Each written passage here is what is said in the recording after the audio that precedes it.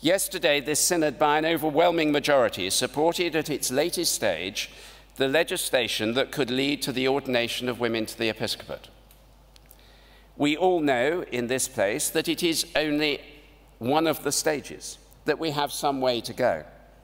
In the middle of all the paper, we have in Annex A of GS 1932 the 5 principles agreed by the House of Bishops. They are short and to the point, and they depend on love and trust. The love has to be demonstrated, and the trust has to be earned. But the love cannot be demonstrated if it is refused, and the trust cannot be earned without the iterative process of being received and reinforced in the reception. That is how love and trust work.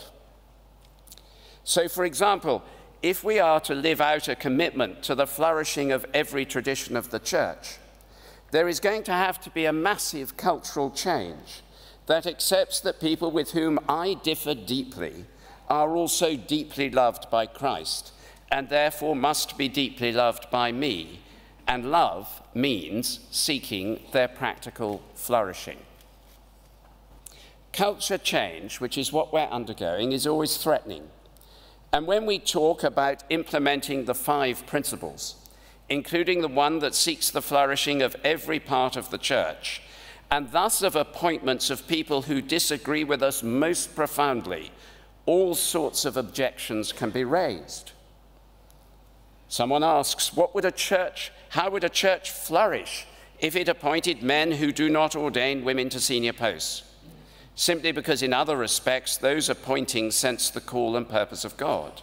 How would it flourish if it appointed people like that? What would the world think? And the Church's answer has to be, the world may think what it likes. We are seeking mutual flourishing.